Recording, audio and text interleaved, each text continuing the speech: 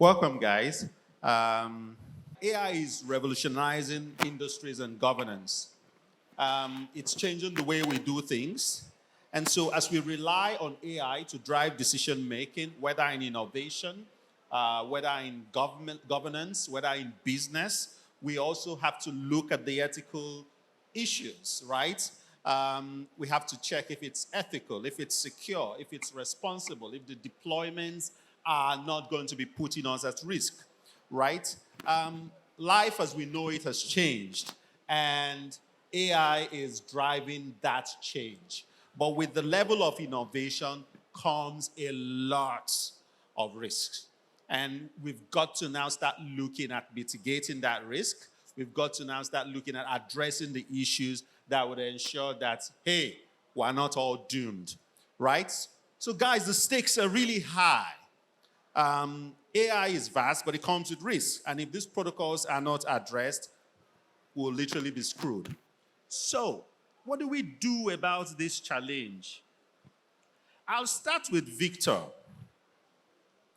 And you've got enormous experience in policy, in technology development and innovation. So tell us, what is AI safety and why is it crucial? All right. Good afternoon, everyone. So, how I think of AI safely, I would say, for instance, our panel right now, the starting point is the fact that there is no woman there, right?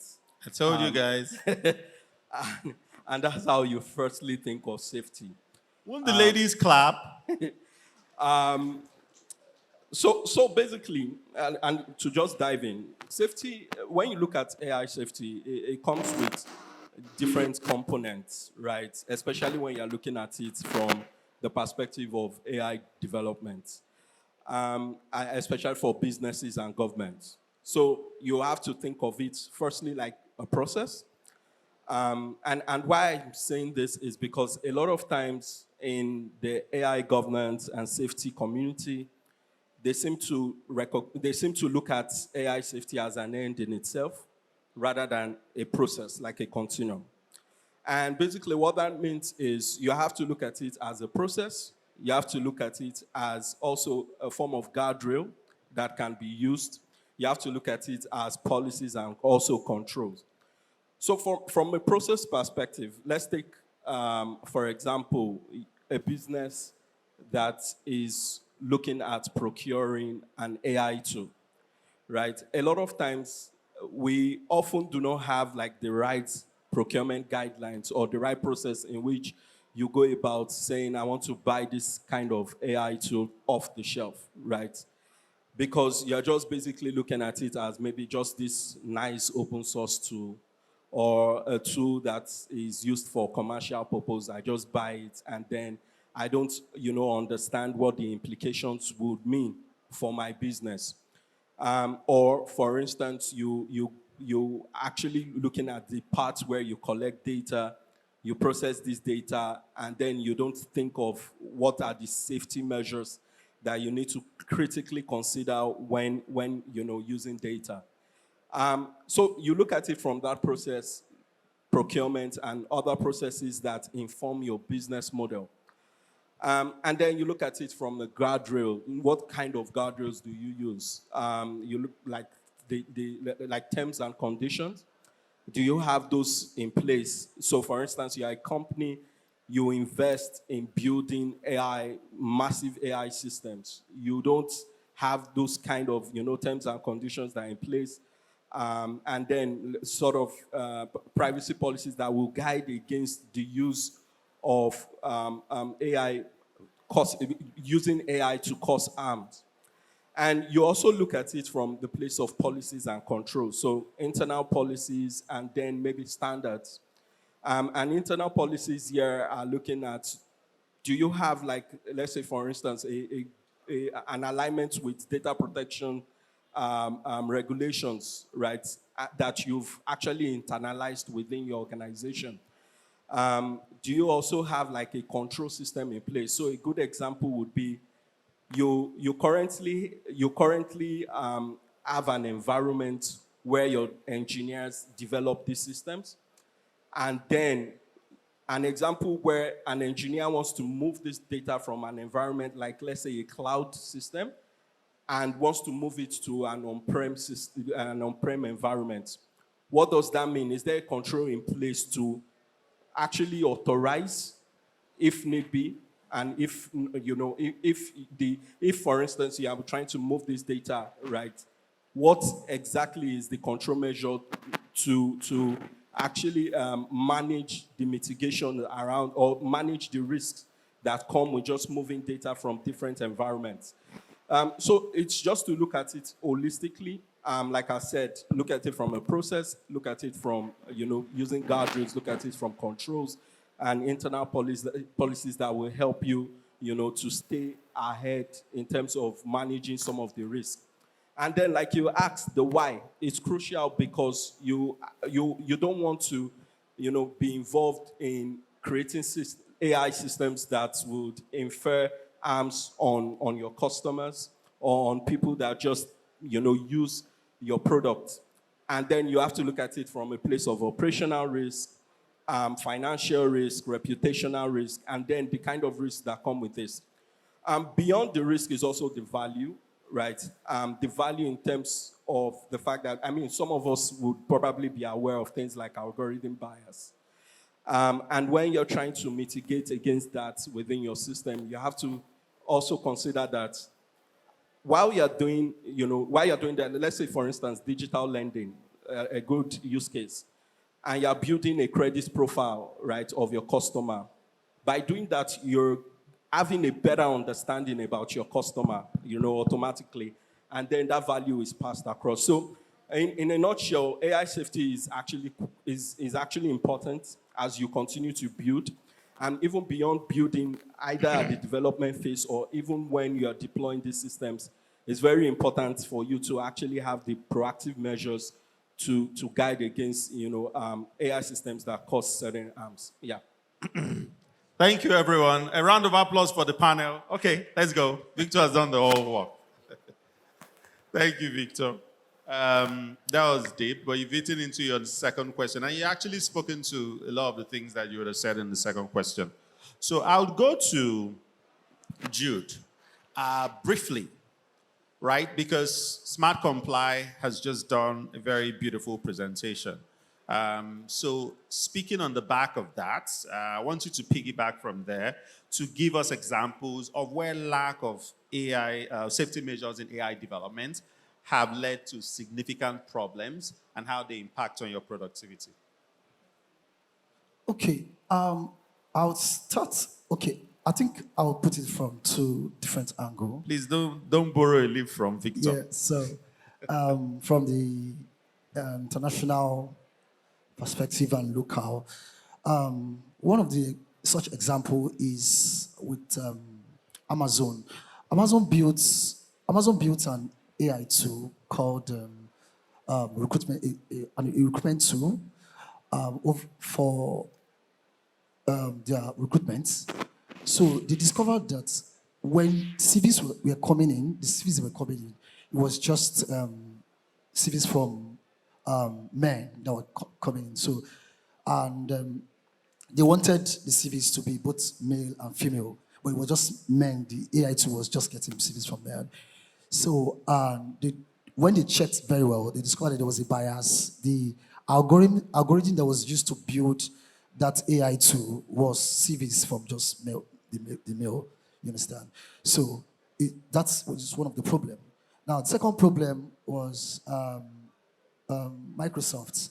Microsoft also had a situation whereby they experienced an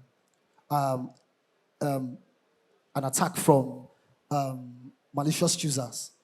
They got hold of the algorithm from Microsoft chatbot called Ray.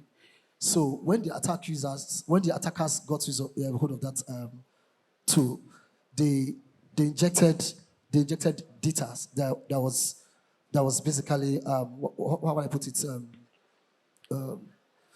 it's like a cyber attack data, and when users try to communicate with such data online and on Twitter, it was giving racist comments. So they didn't understand what was going on. So if proper, what we're trying to say in nutshell is if proper security measures is not put in place for AI, there's these downsides that you get to experience from AI. So that's one. Thank you. Yeah. Thank you. Thank you. All right. Ridwan. Just the shoes stopped you from being all white. If you know Ridwan, you know that he's always the angel in the room as far as privacy is concerned and policy.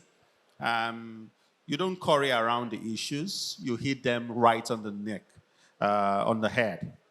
So I'll ask you, you focus heavily on digital ethics, and you have always raised the ethical concerns in deployment. So AI is not different, right?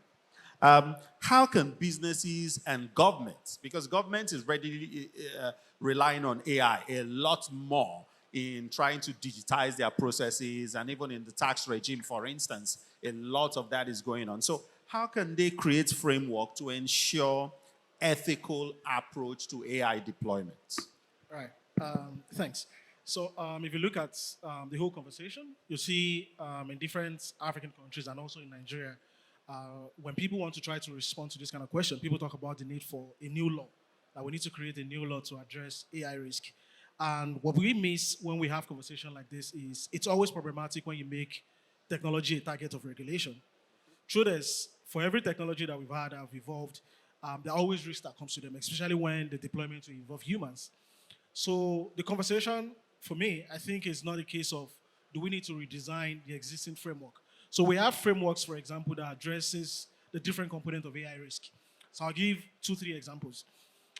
If a manufacturer or a developer of an AI tool, for example, says my tool is capable of identifying who has a propensity to commit crime, and the tool fails in doing that, that's misrepresentation about a product's capability, and that's a consumer protection issue.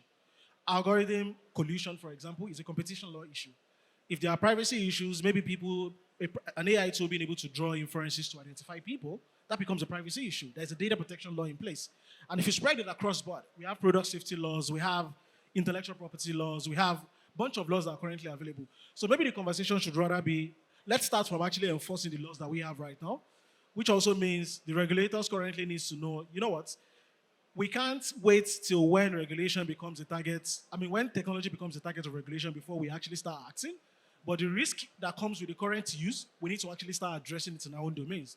And we can stretch that a bit further, saying, for example, we need to create what you call a clearinghouse model, where all these regulators rather come together to work, such that a competition law authority, when investigating an abuse of dominant position, for example, can ask a data protection authority for expertise, because data is now a key component of part of how to assess abuse of dominant position. So we can start looking at the conversation around creating like a clearinghouse model where all these regulators can pool resources, leverage existing expertise, and we don't need to create a new regulatory agency. We don't need to create a new law where we start looking for who to tax again to fund the agency, and then new set of professional, new challenges, solving a problem, creating a new one. So for me, I think that's going to be a very good conversational point. One last thing I think we can do is, as a country, there are a bunch of principles floating around. We can also define what our principles should be. But I think the key component for companies is you already have existing governance model, from data protection to corporate governance. Build your AI governance on this. Don't wait for government to come with a new law to come and tell you exactly what you need to do. You know how you're using your AI. You know the people, your stakeholder. You know how it's impacting people. Design your governance on the existing model that you have, and then you can ensure your AI is being used responsibly. Thank you, Ridwan. You've raised a very important issue.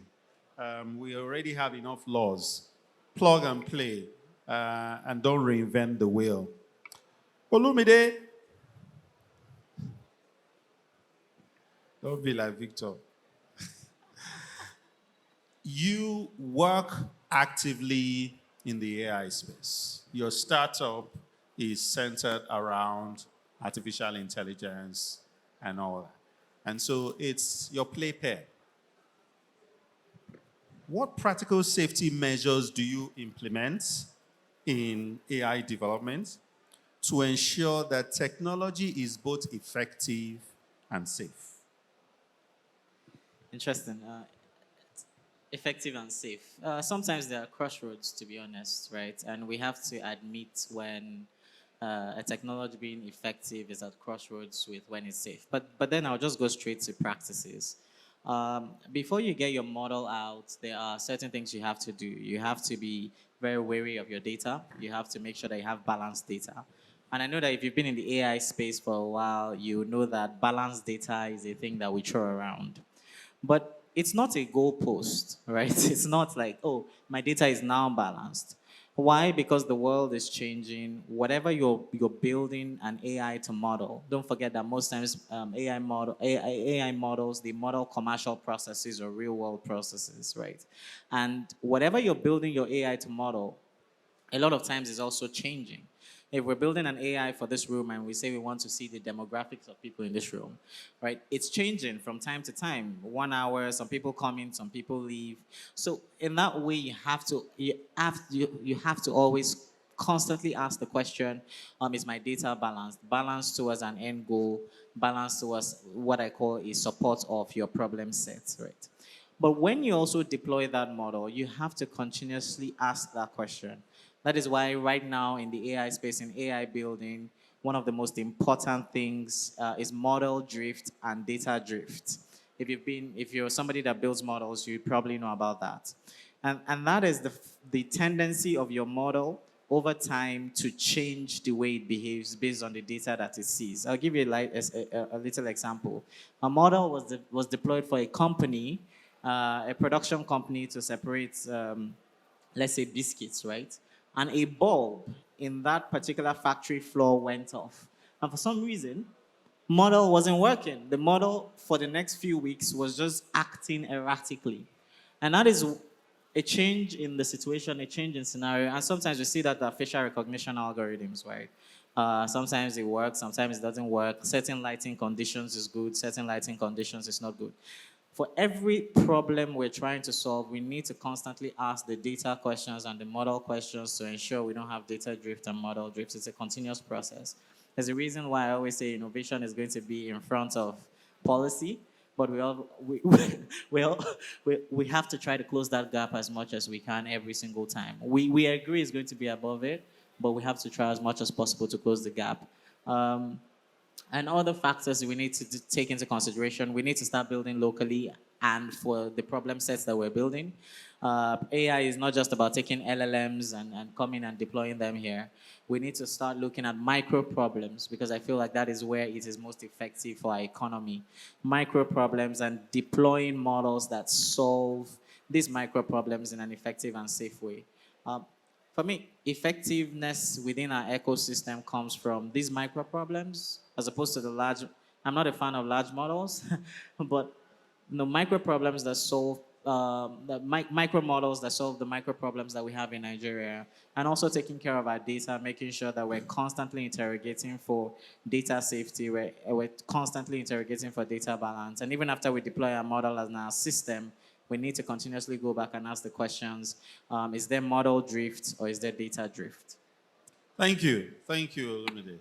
Victor was almost influencing you.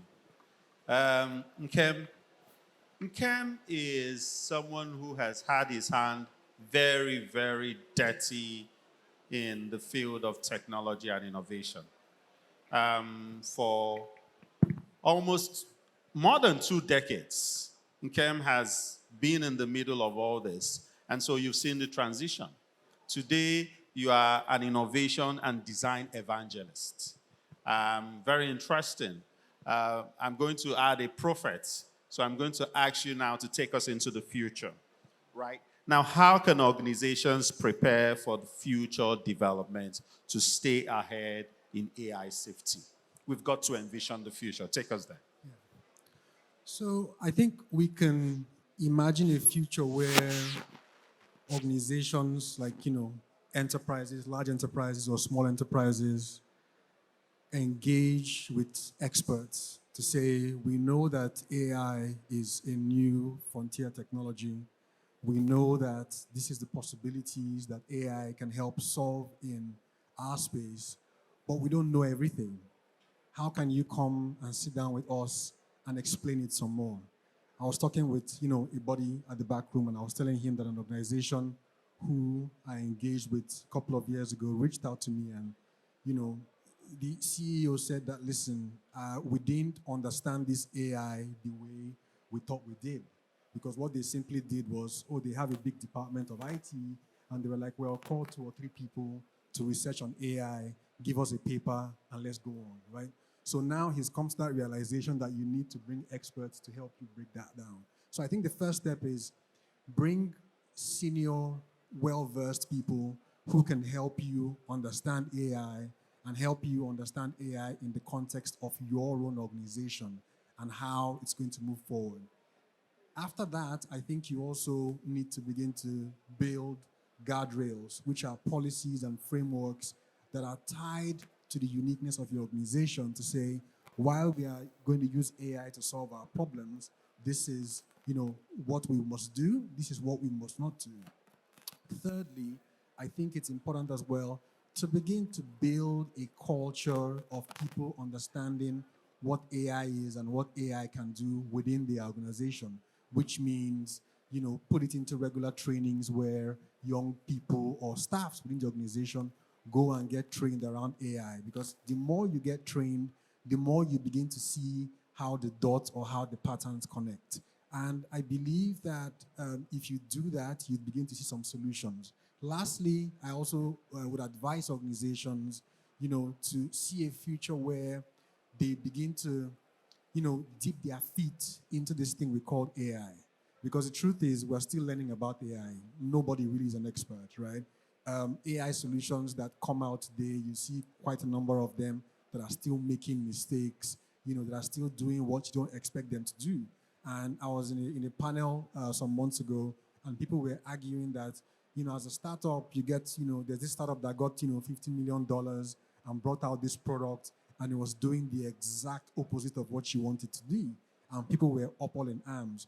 But I told them, if you don't have the opportunity to make mistakes, how do you learn, right? Microsoft, as an organization, invests as much as 10 billion US dollars in research and development every year, right? Just to find out what they can do and what they cannot do. And my point is that, as you get interested in AI as an enterprise, I think your future will be a bit more brighter if you take it. I think Olumide mentioned micro or bit size, right? Take it little by little and see what works for you. See how much your captive audience, who are your customers, accept or embrace this technology. And from there, you can now begin or consider scaling. Thank you, Nkem. You showed the headmaster in the room. Did not take too much time, encapsulated the experiential knowledge. Jude, I'll come back to you. We're wrapping up. You can see the timer is sharp red on us. So in 40 seconds, talk to us about the implications of cyber threats, right? How the absence of AI systems in government and business can enhance cyber threats. And I like the fact that your example spoke to those issues with Microsoft, but give us a bit more detail. Okay, first and foremost, one is data integrity, the kind of data that is supplied into the AI algorithm. We need to constantly check for data integrity. If the data are clean, the right data are going into the AI algorithm. Second one is regulatory framework. We need to, as much as possible, as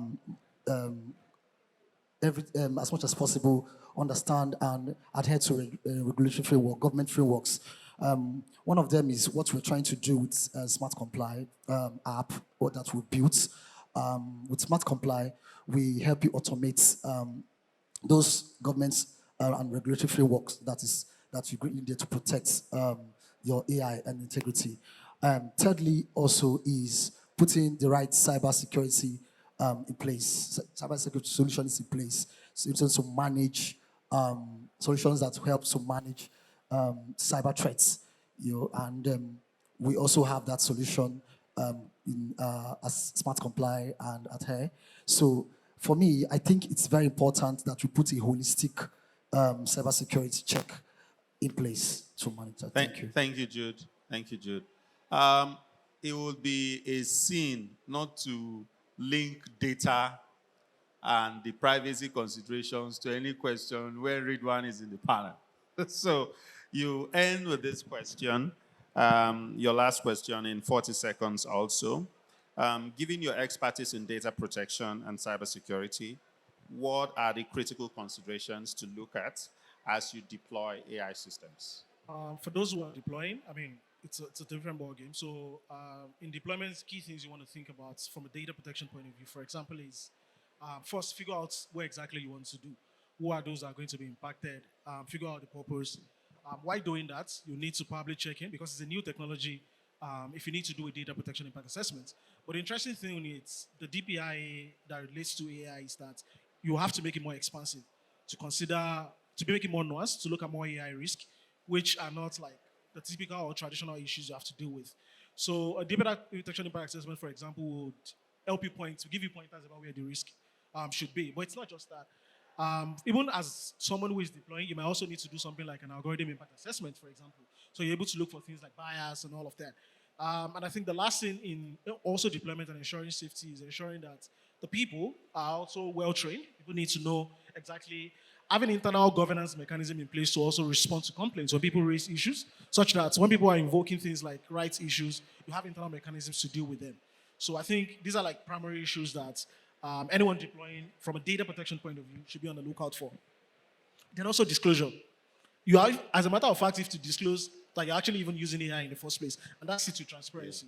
And that subsumes the ethical components. Yeah. Absence of disclosure, defeats the Being ethical. able to even explain how the AI is working. For Exactly. example. So Exactly. it's always going to be a key component. Exactly. And back to you, Victor. You want me to prostrate? You are Mr. Policy. So, in a nutshell, do we need policy? And if we need policy, what policy do we need? I think we need policy, but we just need to be very careful around what kind of policy. I would say policy that are more aligned more to code, like code of conduct, industry code of conduct, that actually sets the standards of how to use, these systems, especially in specific kind of industries. So what I'm saying is we need like industry-specific code of conduct. And the reason is because right now, and it's a global thing, there is a lack of knowledge around technical AI policy. A good example would be for instance, there's an act in California right now. They call it the SB 1047 that tends to like regulate how you use models and how you develop them, but specifically more to the developer. And it has a lot of challenges because it does not even clearly define what is release versus what is deployment. And that's some of the key knowledge gaps that exist with policymakers, right? So there needs to be policy, but it needs to be like a clear code of conduct. So for instance, we use LLMs. A good example of the kind of policy that could come in would be like watermarking. So when you use a generated content, what does watermarking mean, and all of that. So those set of policies can guide, but rather than just having like blanket policies that speak specifically to model development in AI. Great. That's fantastic. In addition to that, even the policymakers must even understand what they are curating policy on. And there needs to be a symbiotic relationship between the private sector players and public sector players. Okay. Olumide,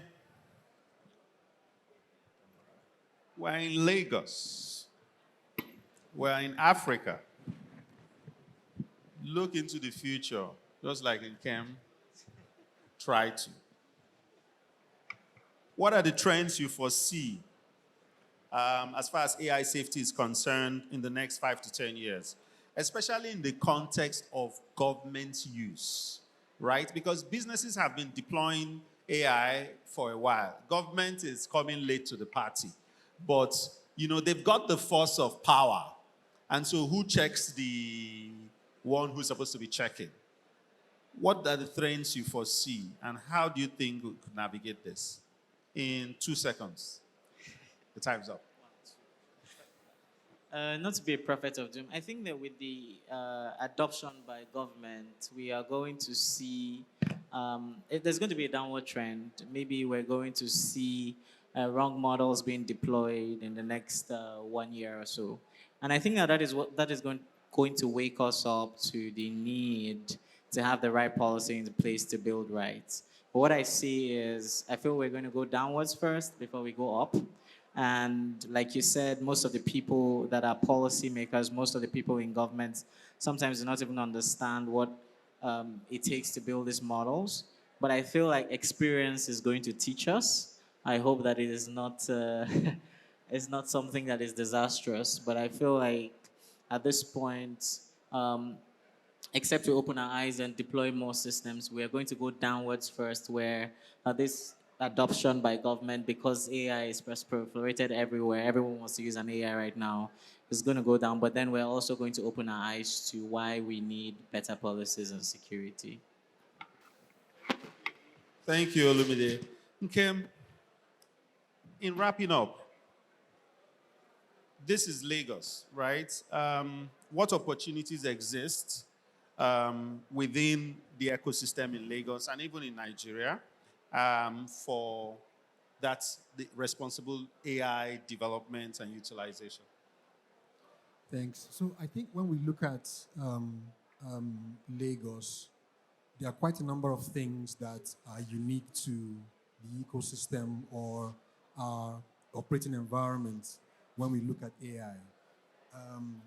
While in Microsoft, one of the last projects I worked on was an initiative which we tagged, local ideas for global impact.